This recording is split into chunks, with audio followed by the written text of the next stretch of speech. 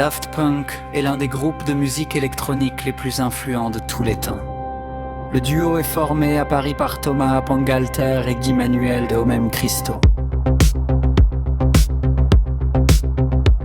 Avant Daft Punk, les deux musiciens jouaient dans un groupe de rock appelé Darlene. Le projet fut un échec et une critique anglaise qualifia leur musique de Daft Punky Sound. Plutôt que de rejeter cette remarque, ils décidèrent d'en faire leur identité et de changer totalement de direction musicale. Inspirés par la house de Chicago, la techno de Detroit, le funk et le disco, ils se tournèrent vers les boîtes à rythme, les samples et les synthétiseurs. La percée Homework.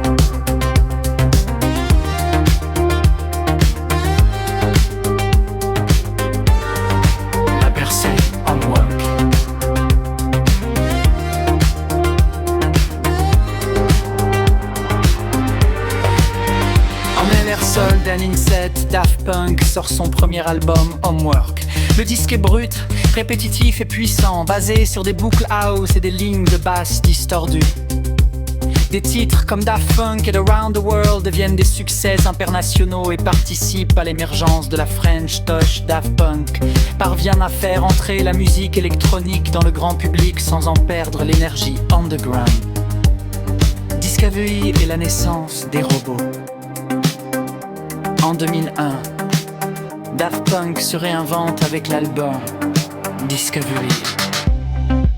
Plus mélodique et émotionnel que Homework, Discovery s'inspire fortement du disco, de la pop et des musiques des années 70 et 80. Des morceaux comme One More Time, Digital Love, Harder, Better, Faster, Stronger deviennent emblématiques.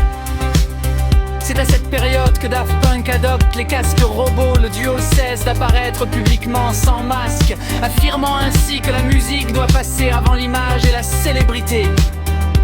L'album, accompagné du film d'animation Disc et un sample Attack, qui raconte une histoire visuelle à travers toute la musique de Duscari. Human After All et la renaissance en live. En 2005, Daft Punk publie Human After All, un album plus sombre et minimaliste. Créé en seulement 6 semaines à sa sortie, l'accueil est mitigé et certains critiquent son aspect répétitif. Mais tout change avec la tournée Alive 2006-2007. Sur scène, Daft Punk transforme ses morceaux en mashups puissants. Joué depuis une pyramide lumineuse, le live Alive 2007 devient une référence absolue et redonne une nouvelle dimension à Human After All. Tron, Legacy et le silence de Lotus et Millions. En 2010, Daft Punk compose la bande originale du film Camp. Le duo mélange musique par orchestral et électronique, prouvant qu'il est aussi capable de composer pour le cinéma. Après ce projet, Daft Punk se fait de plus en plus discret, renforçant encore son aura de mystère. Random Access Memories et la consécration.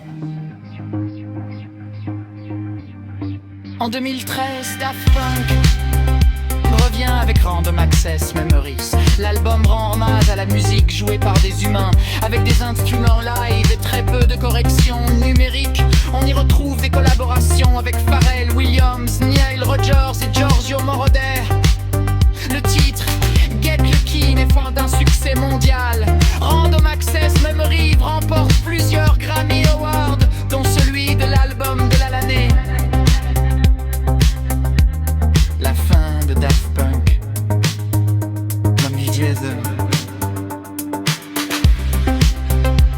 le 22 février 2021, Daft Punk annonce sa séparation à travers une vidéo intitulée Épilogue. Sans explication, sans interview ni tournée d'adieu, les robots se séparent. L'héritage de Daft Punk reste immense. Ils ont transformé la musique électronique les concerts live et la manière dont un artiste peut exister sans montrer son visage.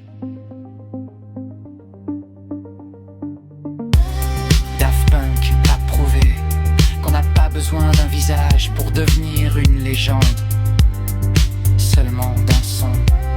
Daft Punk a prouvé qu'on n'a pas besoin d'un visage pour devenir une légende,